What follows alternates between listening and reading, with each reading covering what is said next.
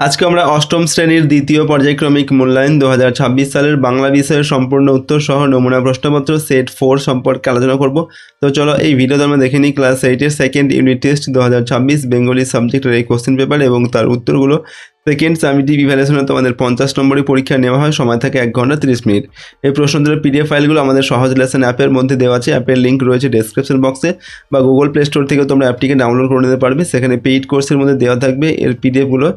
ওকে, তো পেমেন্ট করার পর তোমরা পিডিএফগুলোকে নিজেদের ফোনে ডাউনলোড করে নিতে পারবে। তো চলো এখন আমরা কোশ্চেন এবং তার উত্তরগুলো দেখে নিই। 1 নম্বর দাগে বলা হচ্ছে সঠিক উত্তরটি বেছে নিয়ে বাক্যটি পুনরায় লেখো। 1 × 12 = 12। 1 নম্বর দাগে পল্লী সমাজ রচনাংশে যে মাঠটি জলে ডুবে গিয়েছিল সেটি ছিল 100 বিঘের, 200 বিঘের, 300 বিঘের না 400 বিঘের? তো সেটি ছিল 100 বিঘের মাঠ। ডিঙিটিতে বেঁধে রেখেছে, ডিঙিটি বাঁধা থেকেছে বট গাছে, চালতা গাছে, হিজল গাছে না আম গাছে? সঠিক উত্তর হবে হিজল গাছে। হ্যাঁ বা না প্রশ্নে প্রযুক্ত কি হলো? প্রশ্নবাচক সর্বনাম, প্রশ্নবাচক অব্যয়, প্রশ্নবাচক ক্রিয়া বিশেষণ, বস্তুবাচক বিশেষ্য। উত্তর হবে এখানে প্রশ্নবাচক অব্যয়। ওকে, 1-4 নম্বর বাহ কি চমৎকার দৃশ্য। এখানে বাহ হলো একটি আলংকারিক অব্যয়, সংযোজক অব্যয়, আবেগসূচক অব্যয়, বিশেষ্য পদ। এটা হচ্ছে একটি, এই যে বাহ শব্দটা হচ্ছে একটি আবেগসূচক অব্যয়। আমি এবং সুভাষ কলকাতা যাব, এই বাক্যে বিশেষ্য পদের সংখ্যা 1, 2, 3 না 4? এখানে বিশেষ্য পদের সংখ্যা হচ্ছে 2। ঠিক আছে, সুভাষ আর কলকাতা এই দুটো হচ্ছে বিশেষ্য পদ। অনুজ্ঞাবাচক বাক্য ব্যবহৃত হয় শুধু অতীতকালে, শুধু অতীত ও বর্তমানকালে, শুধু বর্তমান ও ভবিষ্যৎকালে, বর্তমান ও ভবিষ্যৎকাল তিনটি কালেই। তো শুধু বর্তমান ও ভবিষ্যৎকালে অনুজ্ঞাবাচক বাক্য এটা ব্যবহৃত হয়। এরপর রমেশ ও রমার কতদিন পর দেখা? প্রায় 1 মাস, প্রায় 4 মাস, প্রায় 6 মাস পর না মাসখানেক পর? উত্তর হবে মাসখানেক পর। দাঁড়াও কবিতাটিতে কবি কার পাশে দাঁড়াতে বলেছেন? মানুষের, বর্ণের, ঈশ্বরের না বন্ধুর? উত্তর হবে এখানে, উত্তর লিখবে মানুষের। আনন্দ দুঃখ প্রকাশ পায় অনঙ্গাসূচক বাক্যে, বিস্ময়সূচক বাক্যে না প্রশ্নবোধক বাক্যে? এটা বিস্ময়সূচক বাক্যে আনন্দ দুঃখ এগুলো প্রকাশ পায়। মানুষ শব্দটি কী ধরনের বিশেষ্য? গুণবাচক, বস্তুবাচক, জাতিবাচক, ব্যক্তিবাচক? এটা হচ্ছে জাতিবাচক বিশেষ্য। সে তো হেসেই খুন, এখানে নিম্নরেখ পদটি হলো সংযোজক অব্যয়, আবেগসূচক অব্যয়, আলংকারিক অব্যয়। তো এই যে তো, এটা হচ্ছে আলংকারিক অব্যয়। তার গানের গলা অপূর্ব, এখানে গলা শব্দের অর্থ দেহের অংশ, কণ্ঠ না ভালো? এখানে গলা শব্দের অর্থ হচ্ছে কণ্ঠ। 2 নম্বর থেকে অনধিক 20 শব্দের মধ্যে শব্দ উত্তর লিখতে হবে, যে কোনো 12টি। 1 × 12 = 12। না কাটলে সমস্ত গায়ের ধান হেজে যাবে। কি কাটার কথা বলা হয়েছে এখানে? জলার বাঁধ কাটার কথা বলা হয়েছে। ছেনুমাসিরা কোথা থেকে এসেছেন? ছেনুমাসিরা উত্তরপাড়া থেকে এসেছেন। ডাম্বল স্কুলে ভর্তি হতে পারেনি কেন? ডাম্বলের বাবা অত্যন্ত কৃপণ, পড়ার খরচ বাবদ মাসে 7 টাকা মাইনে দিতে হবে বলে ডাম্বল স্কুলে ভর্তি হতে পারেনি। দাঁড়াও কবিতায় কবি কাকে বা কাদেরকে দাঁড়াতে বলেছেন? তো দাঁড়াও কবিতায় কবি মানুষকেই মানুষের পাশে দাঁড়াতে বলেছেন। স্বপ্নের যে বেদনা আছে, বেদনার একটি চিত্র উল্লেখ করো। জল সিঁড়ি নদীতে বুনো চালতা গাছের নুয়ে পড়া একটা বিষণ্ণতা এবং বেদনা বোধ লক্ষ্য করা যায়। শাখাগুলো নুয়ে আছে কোথায়? নুয়ে আছে জল সিঁড়িটির পাশে, বুনো চালতা গাছের শাখাগুলো বহুদিন নুয়ে আছে। অপু বিস্ময়ের সুরে দিদির মুখের দিকে চাহিয়া বলিল। এ প্রসঙ্গে অপু কি বলল? তো অপু বলল, রেলের রাস্তা সে যে অনেক দূর, সেখানে কি করে যাবি? কিন্তু বাবাকে সে কিছুতেই বুঝাইয়া উঠতে পারে নাই। অপু তার বাবাকে কি বুঝিয়ে উঠতে পারেনি? অপু তার বাবাকে বোঝাতে পারেনি। কেবল ঘন্টা 4-5 রেল রাস্তার ধারে চুপ করে বসে থাকলেই রেলগাড়ি দেখা যেত। মাতাপুত্রের এরূপ অভিমানের পালায় দুর্গাকে মধ্যস্থ হইতে হয়। মাতাপুত্র বলতে কাদেরকে বোঝানো হয়েছে? মাতাপুত্র হলো অপু ও তার মা সর্বজয়া। বৃক্ষ শিশু নিরাপদে নিদ্রা যায়। বৃক্ষ শিশু কোথায় নিদ্রা যায়? তো বীজের উপরে থাকা শক্ত ঢাকার মধ্যে বা ঢাকনার মধ্যে বৃক্ষ শিশু নিরাপদে নিদ্রা যায়। 2-11 নম্বর বুকুর মার কি কেনা ছিল? বুকুর বাবা অফিস থেকে ফিরলে সিনেমায় যাবে বলে বুকুর মায়ের সিনেমার টিকিট কেনা ছিল। ডিঙিটি কোথায় বাঁধা রয়েছে? ডিঙিটি হিজল গাছে বাঁধা রয়েছে। নিঃশ্বাস কেমন করে বয়ে গেছে? নিঃশ্বাস বুকচাপা কান্নায় উত্তাল ও অস্থিরভাবে বয়ে গেছে। হরিহর কোন শিষ্যর বাড়ি গিয়েছিলেন? হরিহর লক্ষণ মহাজনের বাড়ি গিয়েছিলেন। নীলপূজার দিন বিকালে সন্ন্যাসীরা কি করে? নীলপূজার দিন বিকালে সন্ন্যাসীরা একটা ছোট খেজুর গাছে কাঁটা ভাঙে। 3 নম্বর দাগে অনধিক 60টি শব্দ উত্তর লিখতে হবে, যে কোনো 5টি। 3 × 5 = 5। দেখো, ছেলের কথা শুনে বুকুর মার মাথায় বজ্রাঘাত, ছেলের কথা শুনে বুকুর মার মাথার বজ্রাঘাত হলো কেন? বুকু তার মাকে যখন তার মাসিদের আসার খবর জানিয়েছিল তখন তিনি বিরক্ত হয়েছিলেন এবং বুকুর সামনে বলেছিলেন যে অসময়ে অতিথি আসা তার একেবারেই ভালো লাগে না, অথচ পরে সেই মাসিদের সামনে নিজের মনোভাব সম্পূর্ণ বদলে সামাজিক ভদ্রতা দেখিয়ে তাদের আশায় খুব আনন্দ পেয়েছেন তা বলেছিলেন। বুকু এতে আশ্চর্য হয়ে অতিথিদের সামনে মায়ের বিরক্ত প্রকাশের কথা জানিয়ে দিয়েছিল। অতিথিদের সামনে ছেলের এই কথায় অপদস্থ হয়ে বুকুর মায়ের মাথায় যেন বজ্রাঘাত হয়েছে বলে মনে হয়েছিল। কবি কাকে মানুষের পাশে দাঁড়াতে অনুরোধ করেছেন বলে তোমার মনে হয়? যে প্রকৃত মানুষ, যার হৃদয় অন্যের জন্য কেঁদে ওঠে, অন্যের সুখে যে সুখী হয়, সেই ধরনের মানসিকতা সম্পন্ন মানুষের কথা কবি এখানে বলেছেন। তাদের কাছে কবির অনুরোধ মানুষের পাশে এসে দাঁড়ানোর জন্য। অসহায় মানুষ বড় একলা হয়ে পড়েছে, তার পাশে দাঁড়িয়ে তাকে জীবনযুদ্ধে পথ চলার শিক্ষা দেবে এবং দুঃখে তাদের সান্ত্বনা দেবে, এরকম একজন মানুষকে কবি পাশে দাঁড়াতে বলেছেন। পাড়াগাঁর দুপোহর ভালোবাসি কবিতাটিতে কবি পাড়াগাঁর দুপোহরকে ভালোবাসার কী কারণ দেখিয়েছেন? কবি জীবনানন্দ দাশ বাংলার প্রকৃতির সঙ্গে এক নারীর টান খুঁজে পান। পাড়াগাঁয়ের রৌদ্রস্নাত দ্বীপ্রহরটি কবির অত্যন্ত প্রিয়, তার কারণ পাড়াগাঁয়ের দ্বীপ্রহরে কবি যেন তার মনের গল্প কাহিনীর স্বপ্নের সন্ধান পান।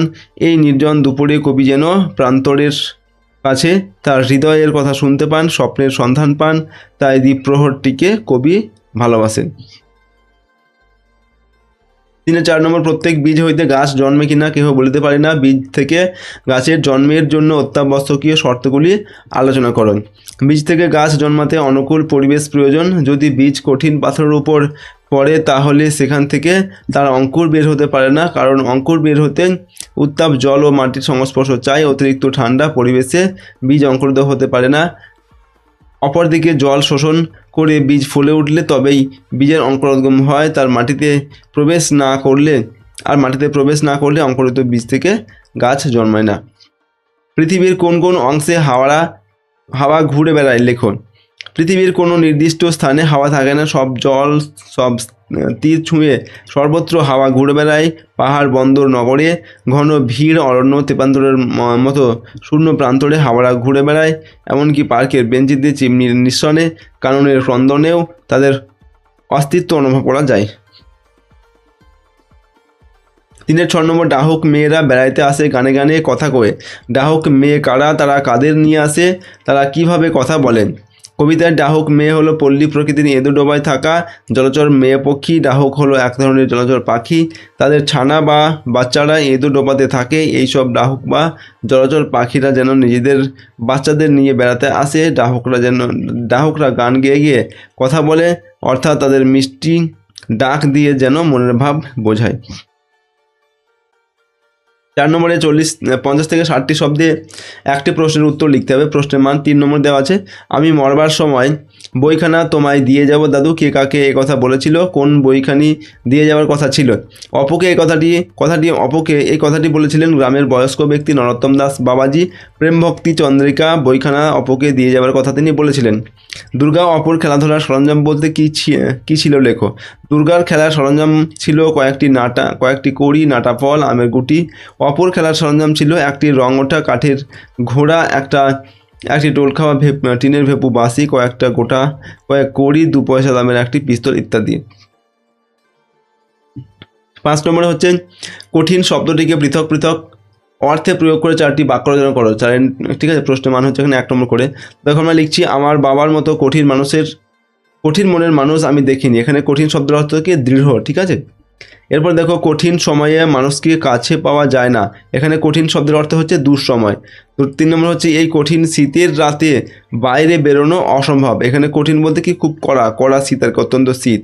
প্রশ্নপত্রে কঠিন অঙ্কগুলো দেখে মাথা ঘুরে গেল। এখানে কঠিন মানে কি? সহজ নয় আর কি। ঠিক আছে, খুব কঠিন বা ডিফিকাল্ট আমরা যেটা বলি।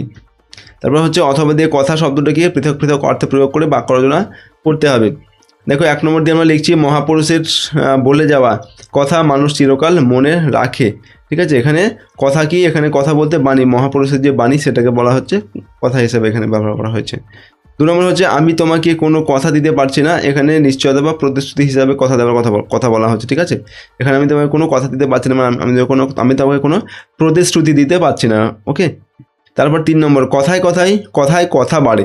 এখানে কথায় এই যে কথা বলতে কি, এখানে কথা বলতে বিতর্ক আর কি, ঠিক আছে। কথায় কথা বাড়ে মানে কি, বিতর্ক বাড়ে আর কি। শিশুটি একটু আধটু কথা বলতে শিখেছে, এখানে কথা বলতে কি বাক্য আর কি, ঠিক, যে মুখে আমাদের যে মনের ভাব বা মনের ভাষা বাক্য, সেটা এখানে বোঝাচ্ছে কথা, ঠিক আছে। তারপরের প্রশ্ন 6 নম্বর থেকে, হাসপাতালের সামনে জোরে মাইক বাজানো অমার্জনীয় অপরাধ। এই মর্মে সচেতনতা গড়ে তুলতে কোনো বাংলা দৈনিকের সম্পাদকের কাছে একটি পত্র লিখতে হবে। প্রশ্নের মান 4 নম্বর। তো পত্র লেখার জন্য প্রথমে কি লিখতে হবে, সম্পাদক সমীবেশু, ঠিক আছে, লিখে এই সময়, অর্থাৎ এই সময় আমরা একটি পত্রিকার নাম লিখে, যে কোনো এই সময় ছাড়া অন্য যে কোনো পত্রিকার নাম এখানে তোমরা লিখতে পারো, যেমন প্রতিদিন হতে পারে, সংবাদ প্রতিদিন, বর্তমান, এইগুলো, আনন্দবাজার, যে কোনো পত্রিকার নাম লিখতে হবে। তারপর সেই পত্রিকার ঠিকানা লিখতে হবে, যেমন এখানে আমরা এই সময় পত্রিকার ঠিকানা লিখছি, ডায়মন্ড প্রেস্টিজ 41/A 10ম তল, কলকাতা 700017। তারপর এখানটাই তারিখ লিখবে। বিষয় হচ্ছে হাসপাতালের সামনে শব্দ দূষণ বন্ধ হোক। সবিনয় নিবেদন, সাম্প্রতিক খবরে প্রকাশ পেয়েছে যে মাত্রাতিরিক্ত দূষণের জেরে মৃত্যুর সংখ্যা আমাদের দেশেই সবচেয়ে বেশি। এই দূষণ সম্ভবত নিছক বায়ু দূষণ নয়, শব্দ দূষণও নিঃসন্দেহে এই তালিকায় প্রথম সারিতেই থাকবে। কারণটা বোঝা আদৌ কঠিন নয়। হাসপাতালের প্রবেশপথে বড় বড় হরফে ইংরেজি এবং বাংলায় লেখা আস্তে শব্দ করুন। অথচ কি আশ্চর্য, ঠিক এই জায়গাটাতেই যেন গাড়ির হর্ন, মাইকের আওয়াজ, পুজোর বাজনা প্রভৃতি সবচেয়ে বেশি। হাসপাতালের ভেতরে ওয়ার্ডে মুমূর্ষু রোগী আর হৃদরোগী শুয়ে আছেন। জোরে শব্দ তাদের পক্ষে কতটা মারাত্মক তা কারো অজানা নয়, অথচ এ ব্যাপারে সাধারণ মানুষ থেকে প্রশাসন সবাই যেন উদাসীন। পুজোর সময় জোরে মাইক বাজানোর বিষয়টা যেন লাগাম ছাড়া হয়ে ওঠে। তখন যদি কখনো প্রশাসন খানিকটা তৎপর হয়, পুজো আয়োজকরা ধর্মীয় স্বাধীনতার জিগির তুলে তাদের ক্ষান্ত করেন। এতটাই অনুভূতিহীন তারা। আমরা কারোকে জীবন দিতে পারি না, কিন্তু স্রেফ তারস্বরে চিৎকার মাইক বাজিয়ে একজন রোগীর জীবন কেড়ে নিতে পারি। বিষয়টা যদি আমরা সবাই এই দৃষ্টিকোণ থেকে ভাবি, তাহলেই বোঝা যাবে আমরা আমাদের উৎসবকে ঘাতক করে তুলছি। এই অসংযম ঠেকানোর একমাত্র উপায় জনসচেতনতা বৃদ্ধি এবং কঠোর আইনি পদক্ষেপ গ্রহণ করা। এজন্য রাজ্যের পুলিশ প্রশাসন এবং সাধারণ মানুষ সবাইকে একযোগে হাতে হাত মিলিয়ে কাজ করতে হবে। আপনার বহুল প্রচারিত সংবাদপত্রের মাধ্যমে আমি সবার কাছে এ ব্যাপারে উদ্যোগী হওয়ার আবেদন জানাচ্ছি, ঠিক আছে। আশা করি জনস্বার্থে এই পত্রটি প্রকাশ করে আমাকে বাধিত করবেন। নমস্কারান্তে নিজের পুরো নামটা এখানটা লিখবে এবং বাঁ দিকে নিজের পুরো ঠিকানাটা লিখবে, ওকে। এর সঙ্গে অথবা দিয়ে বলা হচ্ছে, তোমার অঞ্চলে বিশুদ্ধ পানীয় জলের অভাব দূর করার লক্ষ্যে সংশ্লিষ্ট কর্তৃপক্ষের দৃষ্টি আকর্ষণ করার জন্য একটি বহুল প্রচারিত সংবাদপত্রের সম্পাদকের কাছে একটি চিঠি লেখো। এটাও আমরা আগের চিঠির মতো লিখব, সম্পাদক সমীবেশু। এখানে দৈনিক সংবাদপত্র, আমরা এই সংবাদপত্রটা লিখলাম। এর ঠিকানা লিখতে হবে 6 প্রফুল্ল সেন স্ট্রিট, কলকাতা 700001। তারপর এখানে তারিখটা লিখবে, ঠিক আছে। বিষয় হচ্ছে জলসংকট সমাধানের উদ্দেশ্যে পত্র। মহাশয়, আমি উত্তর 24 পরগনা জেলার টাকি পৌরসভার 5 নম্বর ওয়ার্ডের অধিবাসী। এখানে তুমি তোমার নিজের এলাকার নামটা লিখবে, ঠিক আছে। অধিবাসী, একজন 8ম শ্রেণীর ছাত্র। আমাদের এই ওয়ার্ডে বাসিন্দার সংখ্যা প্রায় 3000। এই অবস্থায় আপনার সংবাদপত্রের সূত্রে আমি সংশ্লিষ্ট কর্তৃপক্ষের কাছে এবং সরকারের কাছে আমাদের দুরবস্থার কথা তুলে ধরতে চাই। আমাদের অঞ্চল খারাপ হয়ে যাওয়া টিউবওয়েলটির মেরামতি ছাড়াও নতুন কয়েকটি টিউবওয়েল বসানো প্রয়োজন, কারণ আমাদের গ্রামে বিশুদ্ধ জল পাওয়ার কোনো সুবন্দোবস্ত নেই। তাই যাতে গ্রামবাসীরা বিশুদ্ধ জল পেতে পারে সে বিষয়ে সংশ্লিষ্ট কর্তৃপক্ষের দৃষ্টি আকর্ষণ করতে চাই। এছাড়া মজে যাওয়া জলাশয়গুলির সংস্কার করা আশু দরকার। তাই আপনার সংবাদপত্রের মতো একটি প্রথম সারির সংবাদপত্রে যদি আমার এই পত্র যথাযথ গুরুত্ব সহকারে মুদ্রিত হয়, তবে আশা করি আমাদের সমস্যার সমাধান হবে, ওকে। ধন্যবাদ। আনতে এখানে নিজের পুরো নামটা লিখবে, ওকে। এরপর নিজের এখানে পুরো ঠিকানাটা লিখবে বাঁদিকে, ঠিক আছে, পাতার নিচে, এবং তারপর তারিখ লিখবে। দেখো, আজকে আমরা তোমাদের এই ভিডিওতে ক্লাস 8-এর সেকেন্ড ইউনিট টেস্ট বাংলা বিষয়ের একটি প্রশ্নপত্রের সম্পূর্ণ উত্তর নিয়ে আলোচনা করলাম। প্রশ্নোত্তরগুলো তোমরা ভালোভাবে প্র্যাকটিস করো এবং মুখস্থ করো, এবং তোমাদের পাঠ্য বই যে গল্প কবিতাগুলো রয়েছে সিলেবাসের মধ্যে, সেগুলো কিন্তু খুব ভালোভাবে তোমরা রিডিং পড়বে, ওকে। আর যদি এই প্রশ্নোত্তরের পিডিএফগুলো তোমরা পেতে চাও, আমাদের সহজ লেসন অ্যাপটি ডাউনলোড করবে। অ্যাপের লিঙ্ক রয়েছে ডেসক্রিপশন বক্সে বা গুগল প্লে স্টোর থেকে তোমরা অ্যাপটিকে পেয়ে যাবে। অ্যাপের মধ্যে পেইড কোর্সে দেওয়া থাকবে এর পিডিএফগুলো, সেখানে পেমেন্ট করার পর তোমরা পিডিএফগুলোকে ডাউনলোড করে নিতে পারবে। তো আজকে আমরা এই ভিডিওটি এখানেই শেষ করছি। সম্পূর্ণ ভিডিওটি দেখার জন্য অসংখ্য ধন্যবাদ।